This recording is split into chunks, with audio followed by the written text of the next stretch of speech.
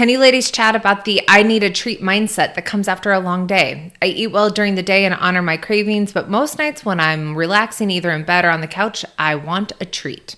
Nothing wild, just a piece of chocolate, a bite or two of ice cream, a cookie. I know it's not a bad thing, no bad food, right? But do you have any suggestions to push past doing this regularly? Well, I would say this person, first of all, a lot of time when you and I are kind of coaching or working with people through these different issues, sometimes we have to start at the very beginning, right? And we have to look at their mindset. Are they doing the good food, bad food thing, etc.? And I will just say, like, awesome, this person isn't doing those things. So she's also done a lot of the mindset legwork here. But what this sounds like to me is a habit. It sounds like she sits down at night and her habit has been for some time to eat something. So first of all, when you go to change a habit, I think one of the most important things in the journey is to manage your expectations. The desire to do the thing, the desire to follow through on the habit that you've been doing for a long time is going to be there for a period of time while you're choosing not to do the thing. Mm-hmm. So anticipate it. When I sit down, I am going to have an urge to do something, eat something, have something. And so what I would recommend is replacing that routine with something else. Is there something better? Right? So for me, working through this habit at different periods of my life, it was replacing that with like a drink aligned with my goals. I like my peach ahas. Just a little branding, just a little product placement. I'm ready for AHA to sponsor. AHA and Core Power to sponsor. Yeah. Us Fair Life Protein Shake. In any shape or form. Yeah. That's just on my desk from yesterday. Anyways, so you might do something like that. Replace it with something else. Mm-hmm.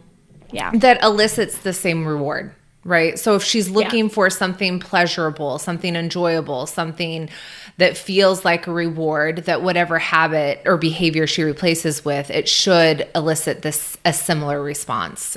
Scratch that same itch too. Yeah.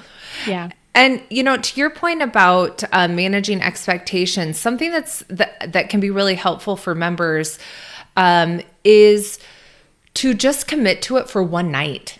Yeah. Like I know I've made this an analogy before, but think about it like you're dress shopping and you're like, I see this dress. I think I like it. I'm not really sure if it's going to fit, if I'm going to like it on. Try it on. Try it for one night. Tell yourself, no, I'm not going to have the treat for one night. Notice the thoughts and feelings that come up. Realize the next morning, okay, I did the thing. I didn't die. Do I want to try it again? Yeah. You can commit to trying it without having some long-term commitment. And I think at the beginning of a behavior change journey, one of the issues that comes up for a lot of people is fear of failure. And that actually causes them to resist behavior change. Mm-hmm. And we often say you can't fail at a journey of self-exploration, right? Yeah. So what if you didn't make this big long-term commitment, no more snacking at night? What if you just try it out? Like observe yourself like a science experiment. What happens when I don't snack at night? Like, how does that feel? Knowing that, hey, if it doesn't work for you tomorrow night, you can go right back to it. Yeah. But I think a lot of people find they get through it. They get through it just fine. And on top of that, a lot of people find that the anticipation of the discomfort is worse than the discomfort itself. Yes.